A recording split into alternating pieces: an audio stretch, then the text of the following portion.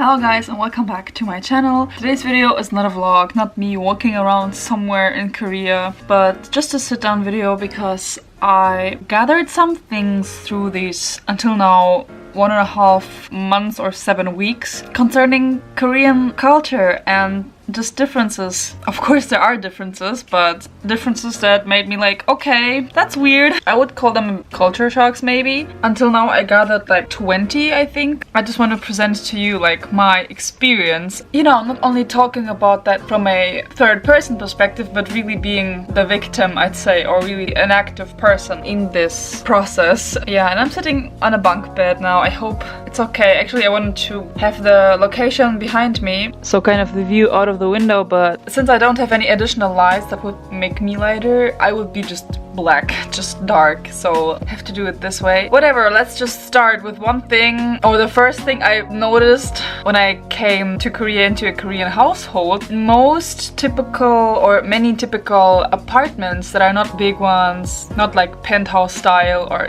luxurious, more expensive apartments, just maybe like small apartments, average apartments, they don't have a shower as we European people have it. It's just like one room. I'm blending in the picture. What I mean is like there's no separate space or a separate sink, or like if you have a bathtub or if you even have just a standing shower, you don't have the separate part that you can like close the doors, and so it's all kind of connected and everything gets wet and you have to kind of be really careful, and you have like only like one spot or just a few more spots like sinks in the floor where all the water flushes out.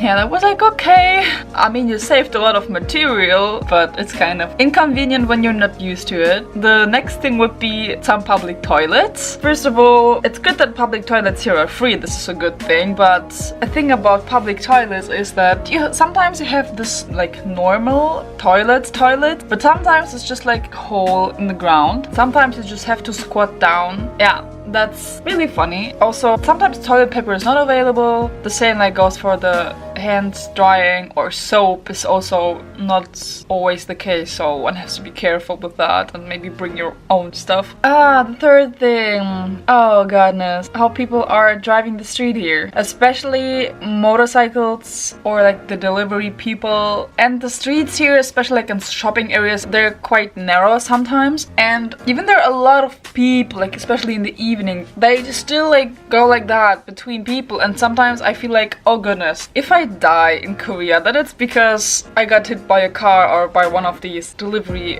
motorcycles. It's horrible. Or zebra crossings. Actually, they're supposed to stop when a pedestrian wants to cross the street that way, but they don't do that. Barely someone does it, so you have to be really careful as a pedestrian on the street. And I think if I had my driver's license, or even people who have their driver's license and come to Korea, they can't drive here because they're just too afraid to drive, because people are just crazy. Just be careful on the street when you come here. The next thing would be clothing, and actually I've been talking about this before, but you know, sometimes some things, even though I know about them, they're still shocking to me when I see them in real life. For example, the style of showing your legs but then like covering your top and being in a coat or whatever. I mean, it's November, end of November, and some girls, the young generation, even when it's cold, like in the evening, they would maybe go in hot pants or short skirts or dresses outside with a coat though. And to me that looks really weird sometimes, because they don't even have tights on or something, you know? It's just their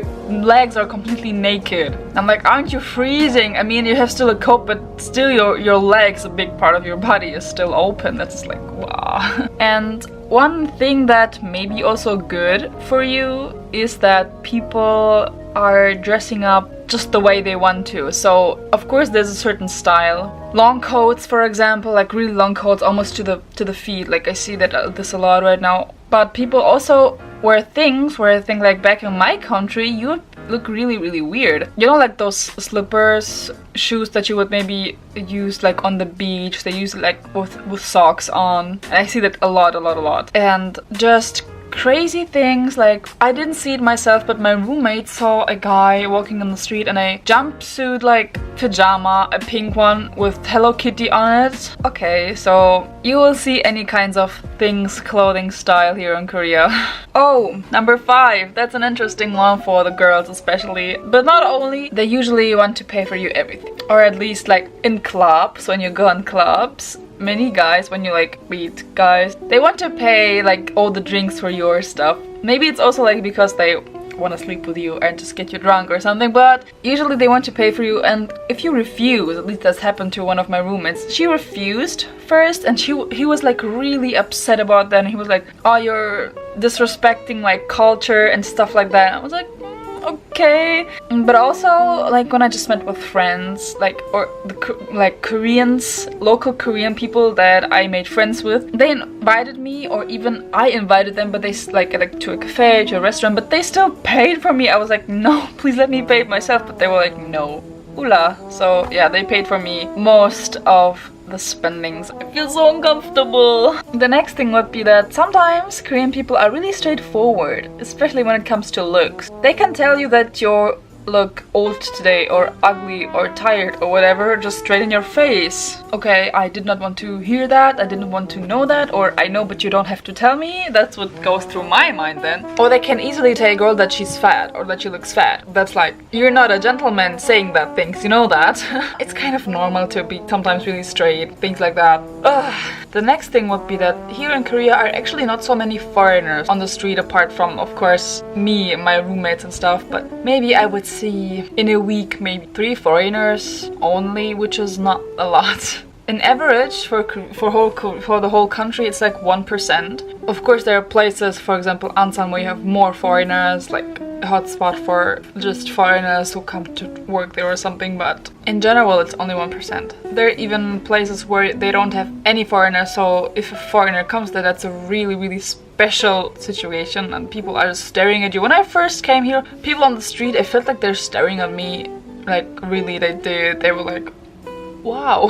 Connected to that, it's like foreigners, foreign girls are oftentimes really interesting to Korean guys, and they kind of want to hit on you when they see, like when they meet you, like in the club. Yeah, try to get you drunk, get you in the bed or something. So be really careful with that one also, like when you come to Korea as a girl maybe and feel like, oh, this guy is really nice to me, but if he asks you then like really quickly if you want to come over to his place or to a motel, whatever, it's usually one purpose. Another interesting thing would be that happened to a former roommate. The typical Northern European looks, like blonde hair, blue eyes, white skin, is not really typical, of course, for Korean people, and that's a thing that they're most thrilled about. Sometimes it happens if you're like a young woman. People will maybe come to you like randomly in a subway or whatever on the street and will ask you maybe if you're a Russian prostitute and if they can have your phone number. That's what happened to my former roommate like maybe 3 times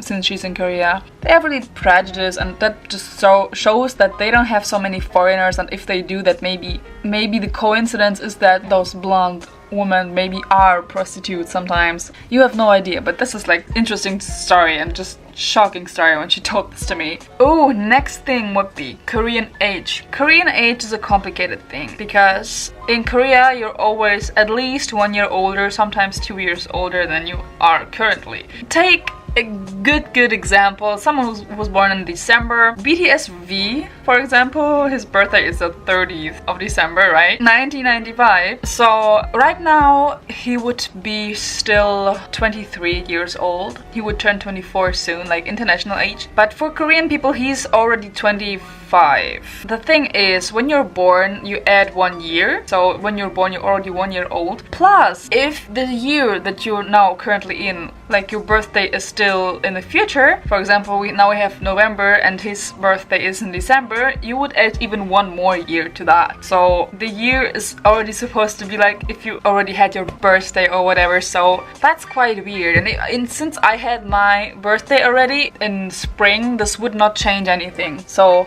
if I was in February, I would still have the same age as I have it now. Of course, not an international age, but in Korean age, that's the thing. So BTS V, he's 25, and even after his birthday, for one day he's gonna be, or for 2 days he's gonna be 25 still. But when January 1st hits, everyone in this country will be 1 year older. So he's gonna be even 26, even though his birthday is like 363 days ahead. Confusing. And even like in clubs, they don't check your exact date, but just the year. That's a school ring.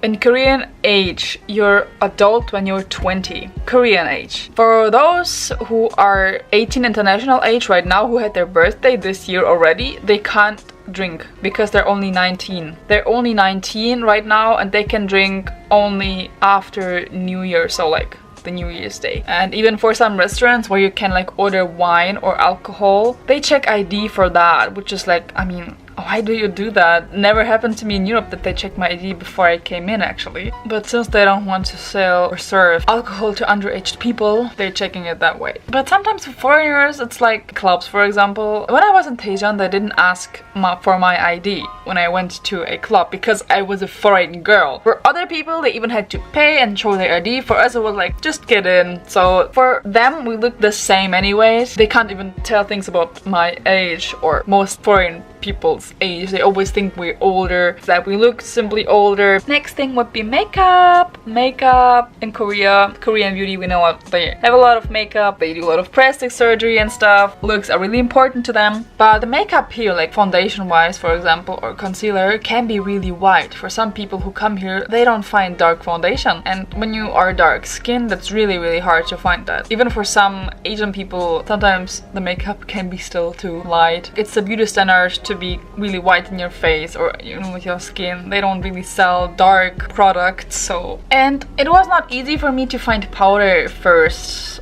like because they don't want this matte look usually, and they want to be like shiny, and sometimes they don't use, if they use like cushion for example, they don't use powder that much, so it took me a while to find it, but there is, of course.